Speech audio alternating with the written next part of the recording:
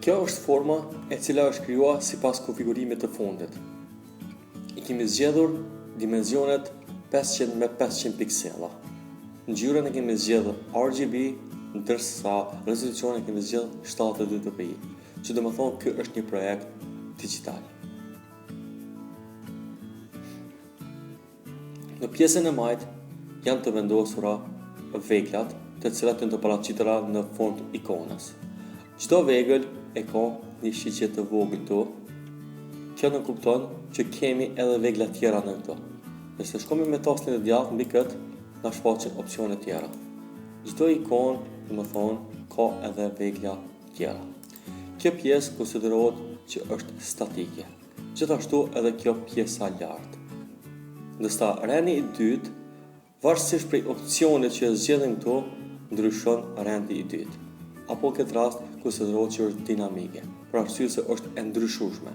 Shikoni, tani për momentin është e shfaqur kjo. Nëse klikoj një vegël tjetër, ndryshon rendi i dytë. Njësoj vlen edhe me nëse klikomi ikona tjera apo vegla tjera.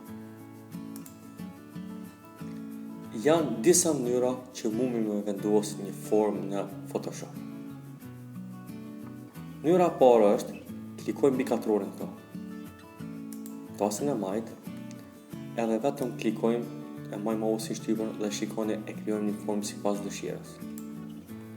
Shikoni është kriju kjo formë.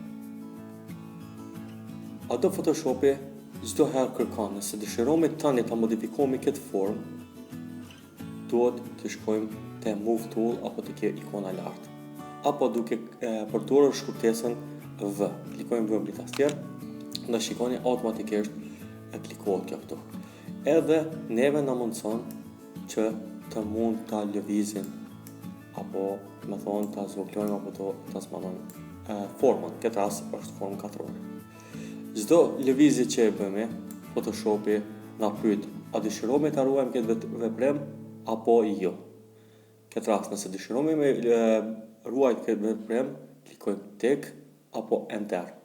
Nëse nuk dojmë të aprovojmë këtë veprim, klikojmë këtë ikonën apo ESC. Këtë rast pa aprovoj këta. Tani po klikoj delete në tastier edhe shjetja.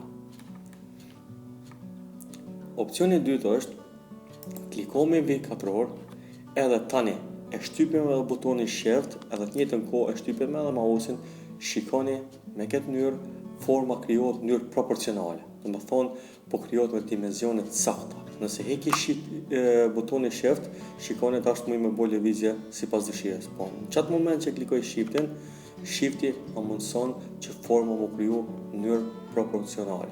Shikoni.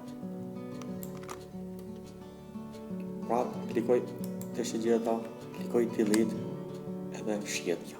Opsioni i tretë është njësoj. Klikojmë mbi katror, pastaj vetëm e bëjmë një klik me tastin e majtë mbi sipërfaqen e bardhë edhe hapet kjo dritare. Kjo dritare na pyet sa me sa mu kriju forma. Në këtë rast është 100 me 100 piksela. Unë po bëj 100 me 180 piksela. Do të thonë kjo është fjala për gjerësinë, kjo është fjala për lartësinë. Gjithmonë mbani mend, V, W është gjerësia, H është lartësia. Klikoni OK, shikoni si u kriju kjo formë.